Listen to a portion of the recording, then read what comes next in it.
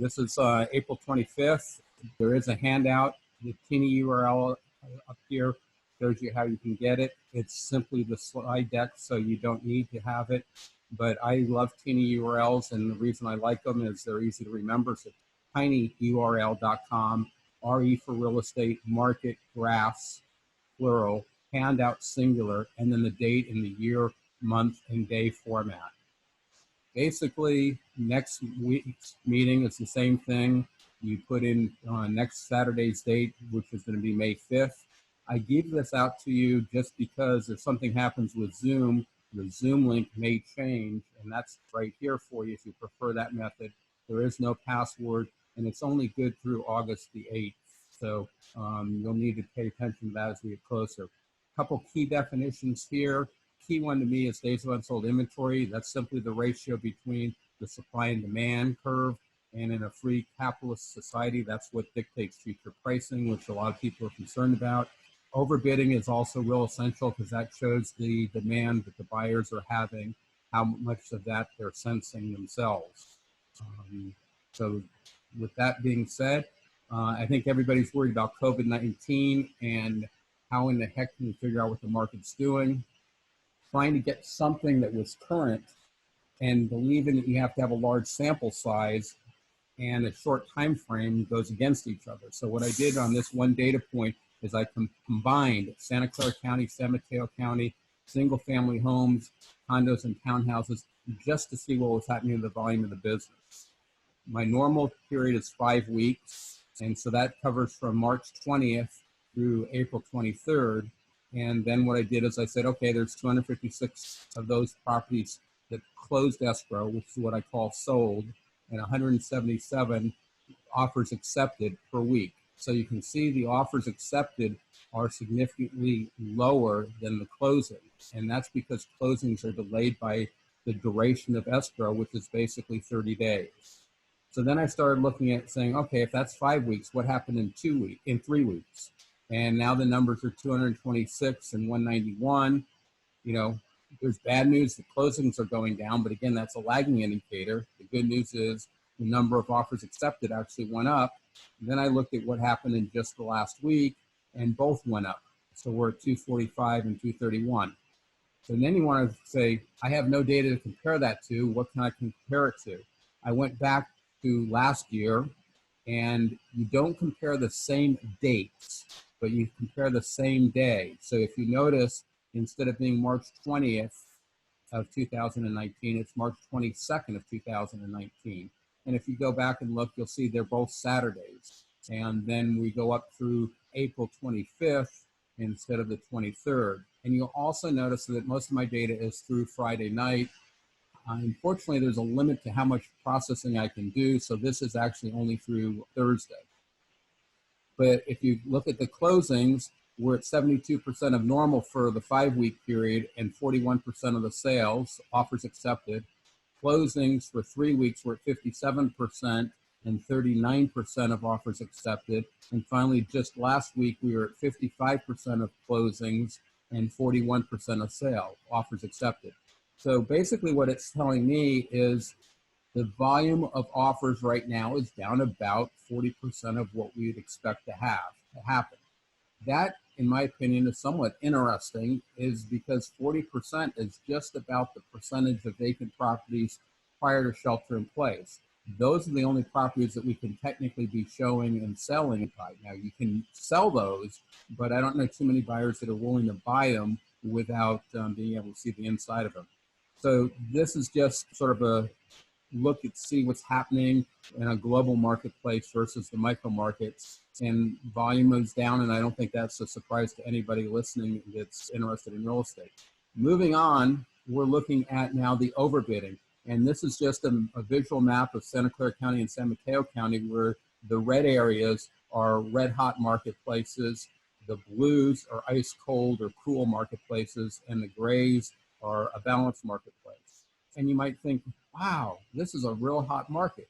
But because we need sale price to get the overbid, this is all based on closing. So not only do you have a 30-day delay for escrows to close, you have the time gathering period of 35 days. So some of this data is as old as 65 days ago, which is before shelter in place. What I'd like to do is go back in history a little bit, and I'm going to compare this to the next slide, which I think you're going to say is absolutely identical. I haven't seen any changes. So there's the new slide. Did anyone notice?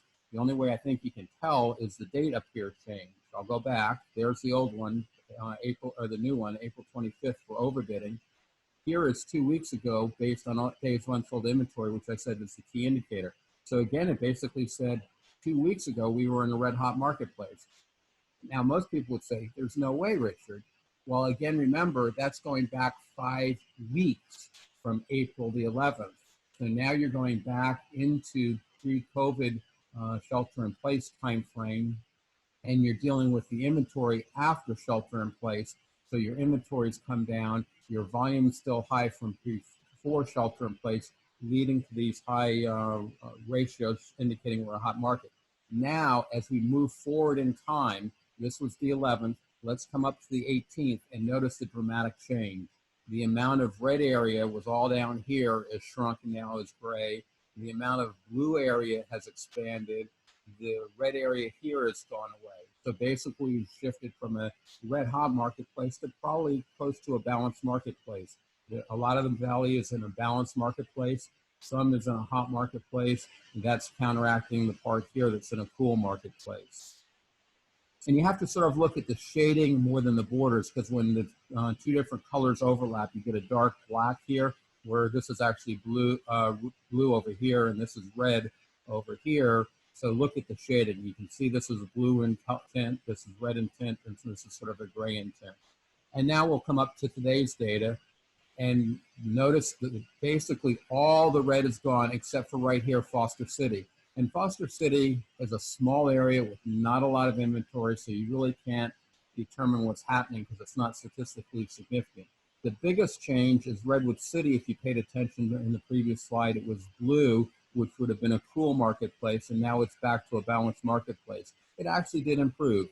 It was just over the line at 85 days of unsold inventory, and my threshold is 80, and now it's at 65. So it's been a fairly significant improvement. But, you know, it's overall the trend is we went from red to gray in basically 2 weeks, from the 11th to the 25th.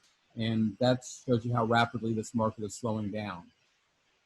Moving on to look at things graphically, first thing that should jump out at you, and those that have been on my previous seminars know that these are bad data points. That was when I was suffering computer programs, and it's my raw data collection. I may get time to go back and correct that. Coming up, these are the three counties, the two counties, Santa Clara County in the red, single-family homes, San Mateo County in the gray, single-family homes, and then Santa Clara County condos and townhouses in the yellow. And what you basically see is, you know, shelter in place was way back here on, it was actually announced on the 16th, and that's when it's really going to impact real estate. Yes, it didn't start until the 17th, but the buyers knew it was out there. So here it is, and you go, well, wow, the market didn't change until after. But if you think about it, people that went out and found their dream home on the weekend beforehand, most of those went forward with their offer presentations that would have been happening after shelter in place happened. But once we got to the next weekend right here, you can see days of unsold inventory started going up, and it's kept on going up until we were able to start showing vacant properties. And then all of a sudden it looks like it leveled off and it started to come down. Now notice also, and I think I'm trying to help versus cheat, but notice how there's these plateaus. This is into the future if you pay attention. So this point here, this high point, is actually today's data. And what I did is, this is the 5-week data, and try to give us an indication of what's happening. I said, let's do it on a 3-week basis. So here's the 3-week data, and it's lower, which is a good thing. The lower the days of unsold inventory, the stronger the marketplace is. And then this is based on 1 week. Now, I really don't think that, and this is the reason you got to be careful with statistics, is you can make them say anything you want. This says that the market should be improving going forward. But unfortunately, I made an assumption. I made the assumption that the sales would be like they were for the last 3 weeks going forward, or the last week going forward, and I didn't increase inventory. And if you've looked at this data for any length of time, you realize that inventory increases between the first of the year and July 19th. So we know inventory will be increasing when this data comes through. So these numbers are artificially low. It's nice that they're below this number, but it all depends on how high up inventory goes. But it's not shooting up. So this actually indicates to me, with a little experience and reading into it, I would expect DUI to level off. I don't expect it to continue to come up here because more and more properties are being sold. Again, going back to the first, or actually the second slide, the 40%. If that was actually equal to the number of vacant properties, we may just be working in vacant properties for a little bit. So I'm actually somewhat encouraged by what's happening with days of unsold inventory. Only time will tell for sure. Here is all 22 micro markets put on top of each other. You can see Santa Clara County in the red behind there. You can see the condominiums for Santa Clara County up here, and you can see the gray for San Mateo County here, single family homes. But you can see the trend is pretty much all the same. There are a few notable exceptions. This one coming down to here is Foster City. And I don't understand this. I had 0 sales last week, so I would have actually thought this should go up to infinity, but Excel plotted at 0, which is fine, but that's why it went to 0. Most of them have come down. You know, here is one that went up, so you can see I have data behind each point. But again, I think in reality, when we get with the increased inventory, the days of unsold inventory is basically going to be flat. Now let's look at the components of the different two things that go into days of unsold inventory. One is inventory, and I've actually maintained inventory is more important than sales. They're equally significant, but inventory seems to be a stronger indicator of what's happening. I talked about basically from the first of the year all the way through July 19th, inventory should be growing, and it is. We had this big disruption right here. This is much closer to shelter in place, this being the 16th. You can see it flat, and then basically the first weekend, sellers then decided, hey, I'm not going to go forward with my plans to put the house on the marketplace. Now we've returned to a trajectory growth at a lower level. This line should have been up here somewhere. We're not down 40%, but we are down from where we should be and would expect to be. The $50 million question, or one of the $50 million questions, is how many sellers are holding off, and there is no way to know that kind of thing. Then all the different micro markets are down here. I did not separate these by counties, and that would show these different micro markets clearer. If I get feedback that people would like an extra slide doing that, I have no problem doing that for next week and future weeks. Same thing here with offers. The county data jumps out to the top because you're looking at a much larger area, so the volume is higher. So you can see Santa Clara County right here. We were going up. This number should have been continued to go up. Instead, with shelter in place coming out, it went soaring down. And now you can sort of see that we bounced. Again, these are future dates. You have to stop. We're on the 25th, which is right here. And I did the plateau so that they would stand out. So here is based on 3 weeks of data, and here is based on 1 week of data. And you can see that in all the different micro market areas. So basically what that's telling me is sales are recovering. It's hard to know if they're really recovering or if they're just following the annual cycle. I think they're more following the annual cycle because sales goes up through the Friday before Memorial Day. And that's why the market usually slows down, is inventory continues to go up after the sales are flattened out. Looking at closed sales, and this does not go into days of unsold inventory. Days of unsold inventory is simply inventory over offers accepted. Closed transactions are up here just to be complete, and it's also what the industry resolves on. This is how our industry survives.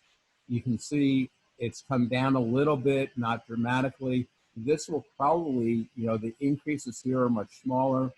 Again, you have the 30-day lag on top of the 5-week lag. So this is, even though it's current data, it's lagging, and some of it's still before shelter in place. But again, you can see the trends are pretty much the same. Again, I predicted in the future, and I would like feedback on whether the future predictions is nice or is it confusing. And I did it flat so you can see what the data points are instead of just plotting one data point. Overbidded frequency, This is interesting in the fact that the amount of overbidding really has not come down. The frequency of overbidding has not come down. This is how often do buyers pay more than asking price. Now, it may only be $1,000 over asking price. It may only be $500 over asking price.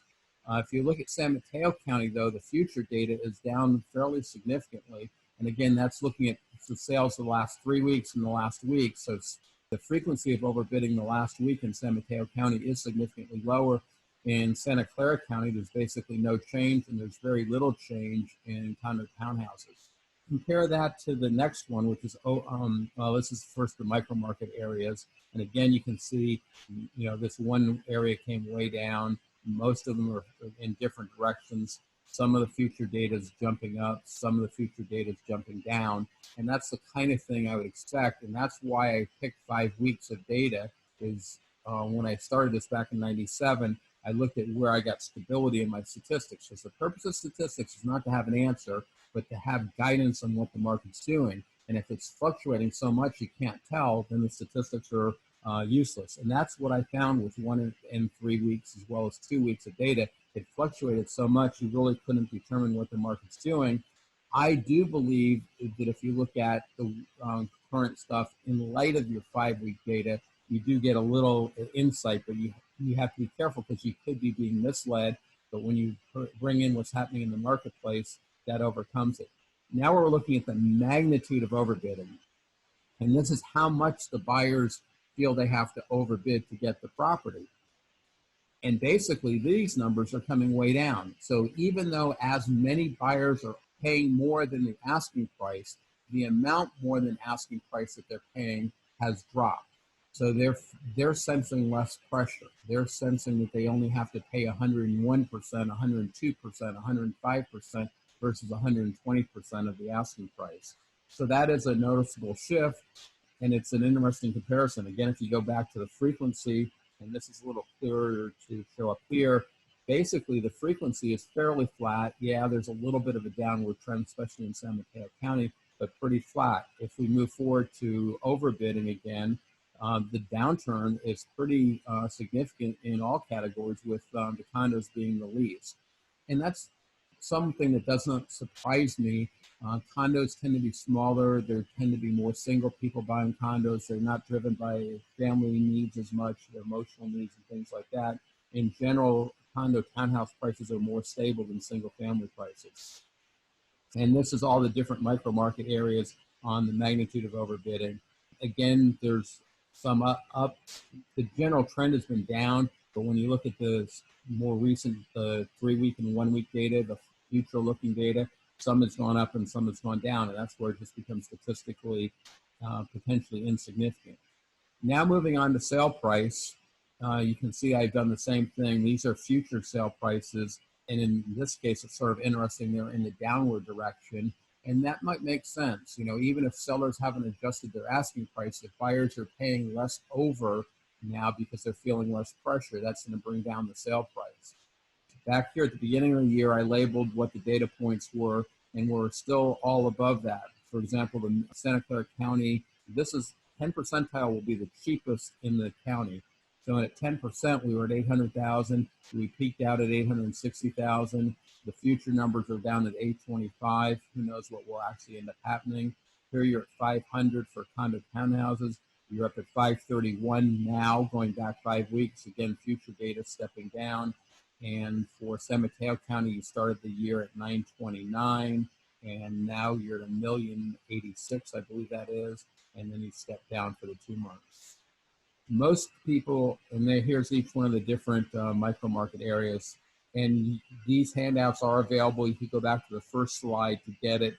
The one thing I'll point out again is handout does not have an S at the end of it. Several people were having a hard time getting last week's handout. This is looking at median price. This is what a lot of people only follow. You can see here in Santa Clara County, we went from basically 1.25 million to 1.4 million. So that's a pretty significant increase. My future looking data is up for the 3-week data, down for the 1-week data. San Mateo County, the same trend, almost 1.5 at the beginning part of the year, up to 1.7. It's coming down. more significantly than Santa Clara County, at least looking forward. Condo townhouses actually went from 765 to 825 and then went up for the 3-week data and down for the 1-week data. And then to look at the top, that's each one of the micro market areas, just so you can pick it out. You can see the red in Santa Clara County jumping out just for reference. Moving on to 90 percentile, this is what the most expensive 10 percentile homes do. And I will point out, just because in statistics, it's pretty common to talk about quadrants. The top quadrant, the middle quadrant, and then the bottom quadrant. What I did this for was more for clients, what's happening if they want a particular area, what's going on in that area. If I said 50% of the homes are within this price range, any consumer's going to go, well, that means 50% are outside that price range. By doing the 10 percentile and the 90 percentile, I can say 80% of the homes in a geographical area are between these data points, which really helps the consumer zero in on what areas they can afford. And again, the trend is basically the same. Probably the most interesting exception is San Mateo County jumped up. I'll caution, when you're looking at only 10% of the data for 1 week, you're only looking at a couple data points. If those were more expensive homes, that causes the 10 percentile, the 90 percentile to jump up like this. So this number probably will not hold true when you start getting more data involved in it. Here is each one of the different micro market areas. If I get time, I'll probably come back and look at this data point right up here, try to figure out what's going on with that, because that doesn't make a whole lot of sense. It's San Mateo County expensive. There's not a lot of data points, so it's possible just with timing for a short period of time it went up. And actually, this is my future data. So, here's the end of the current data. So the 3-week data sold a lot of expensive homes. And then 1-week data was back down to more normal levels. Duration of escrows, not a huge indicator of what's going on, other than we've clearly had problems. San Mateo County was sitting here at 25 days to close an escrow. Shelter in place got announced right here, and boom, all of a sudden your durations went up. And remember, these are closing. So here, in almost for this to happen, sellers had to agree to extensions. But you can see the impact is wide in all areas. We're holding right now firm at 30 days, and the future data starts right about here, and it's unchanged. So I'd expect us to be looking more at 30-day escrows instead of 3 or 4 week escrows. I would actually probably encourage people to do 35. My experience is if you do a little longer, the stress level in any given escrow is way less. Here is each one of the micro market areas. You can see some statistical fluctuation. I don't understand this data point. It doesn't go down to 0 because the graph starts at 20, but that's pretty hard for me to understand. But having processed the data last night and presenting it now, I don't have time to analyze every data point. And there's so many data points in this data that I'll never go back and correct all the ones. I get the ones that are significant. Median days on the market. This is actually normally a fairly decent number to follow. Right now, I'd say it means absolutely nothing. The reason I say that is with shelter in place, the MLS is frozen days on market, and so all the new listings are 0. But what it does show us, which is interesting, is here's basically where we start coming down, and now we're at basically 0. And that means that once you hit 0, it means 50% of the homes that are selling are the homes that came on the market after shelter in place was in effect. And you can tell that because they have 0 days on the market. If they were on the market for even 1 day, this number would be up at 1. Looking at the different micro markets, you can see that several of the micro markets have hit 0, but there are some that aren't. So these ones that aren't yet at 0 are still selling. More than half the homes that are selling, offers accepted, are from pre-shelter in place. And, that's more just an interesting observation than anything. This slide is probably going to disappear next week. This was my first attempt to try to understand what was going on. MLS listings came out and said that we had a 45% increase in the TFT ratios, which sounds pretty scary. Well, fortunately, in Silicon Valley, I found out that number was a lot less because that was across all 5 counties. It turned out to be much closer to 30, And that number, in my opinion, is very questionable for several reasons. And the reason I'm getting rid of this data is I started following it for the first time, which is why I only go back to the 14th of March, is I was noticing after the date has passed, the data was still changing. So, for example, on April 20th, MLS listings reported 5 TFTs, for example. Let's just make up numbers that I can't even read, they're so small. Then on the 22nd, that number would be 4. On the 25th, that number might be down to 3. And I'm thinking to myself, wait a minute, how can we be decreasing the number of TFTs happening back on the 20th? So I started capturing every single listing that went into that number and looking at them individually to find out what was going on. And I'm pretty darn confident that what's going on is a TFT only while that property is on the marketplace, searching for a new buyer. As soon as it's reported 0, they no longer report it as a TFT. And so eventually, over a long enough period of time, your TFTs are going to go to 0 unless the seller took the house off the market and never, expired. But even an expired listing takes precedence over a TFT from what I was observing. So I think, unfortunately, this is one of the sayings in statistics, garbage in, garbage out. I don't think you can, the numbers are accurate for what they're reporting, but I think what they're reporting is not what the person reading the data thinks they are. I would think that if I came here and said list price decrease, that would be how many listings, 22 listings yesterday reduced their price. But now, as those listings go into escrow, hopefully, and the number goes down to 18, 17, I go back and look at it and I go, well, wait a minute, what was the right number? And so I think I wanted to end this by just, getting it out here instead of just dropping it. But unless I have requests for this data, I don't see how it can be used. I think it's a garbage in, garbage out situation. This is just a little note basically on TFTs and withdrawn and cancels. I never did it, so I had to rely on the MLS. I basically went over this. Here is the micro market specific data. This is in your handout. I don't think anyone wants to look at it particularly now, but it's the raw data in the graphs for all the 3 different pages. And this is my last slide, and then I'll open it up for questions. Basically, this is Santa Clara County's own data on the number of cases of COVID-19. Initially, we were doubling every 3 days, every 4 days, every 5 days, every 6 days. We're now greater than every 23 days. And this becomes very significant because the median duration of the disease is 19 days. So this means that the number of people that are in the hospital are going to be decreasing. And in fact, that's what we have seen in Santa Clara County. We're flat from April 1st until about a week ago. And now we've actually seen some significant decreases, and it should continue to decrease. So with that, I am opening it up for anybody that has questions. Well, there are a couple of basic terms I wanted to clarify. Like when you say inventory, is this a number of active listing?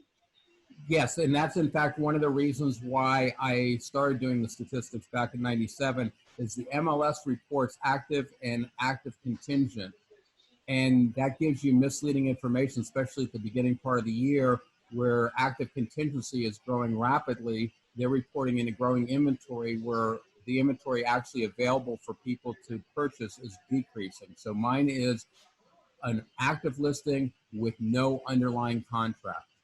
Okay, and then it's not including the upcoming. It is not including coming soon. Only coming soon. Okay, okay, and then do you know what's the percentage between vacant property versus occupied at this point? Is like 40%. It was 40% before shelter in place. I suspect it is going up, but it's also very hard to find because a lot of vacant properties, people were putting owner occupied in it for security, and now what they're doing is putting in the call agent. And what I am finding by actually looking at specific listings, even owner occupied listings, they're saying call agent. So unfortunately, there's no way to know if the property is truly vacant without doing, reaching out to each agent. Yeah, that's okay. That's right. So, okay, there's another basic terms. When you mentioned about data point, is that you're talking about that the things happen on each day? I look at this data every single day, and each data point is like days of unsold inventory is a data point, inventory is a data point. So every day I go through 22 micro market areas and follow a lot of different data for that. So, and I don't do this manually, thank God for computers for a change, but I Okay. also wrote macros, and my macros take my Surface 3, 10 minutes to run through, which is an awful lot of processing. There's no way for a human being to do it. Yeah. Okay, so that means like almost like every day you have to look at it. You don't have to look at it every day. If you do it, depending on what your needs are, look at it weekly, because there's a huge weekly cycle. I do it every week or every day, because it's set up. It takes only about 20 minutes a day to do it of my time.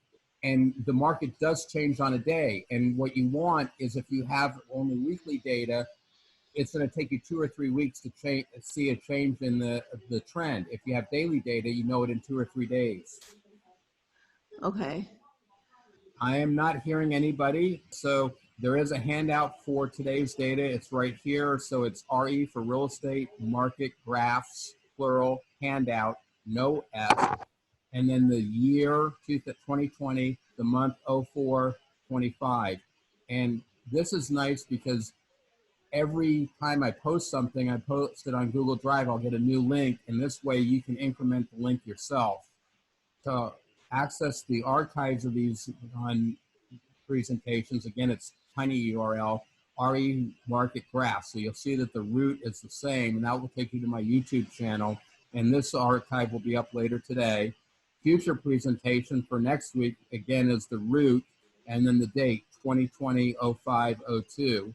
And again, I'm available for comments, questions, offline or even now. So we got 4 minutes left. Will anyone want to throw out something? Oh, Richard, I just wanted to tell you that when I get into this Google Drive to get the handouts, and every time I have to get a permission from you, right? You should not. That was pilot error on my part. Going forward, it should be available for anybody to get without access. Okay. I am not seeing anyone unmuting themselves, so. Have a wonderful day, you guys. This is Jeanette. Bye-bye. Bye, Jeanette.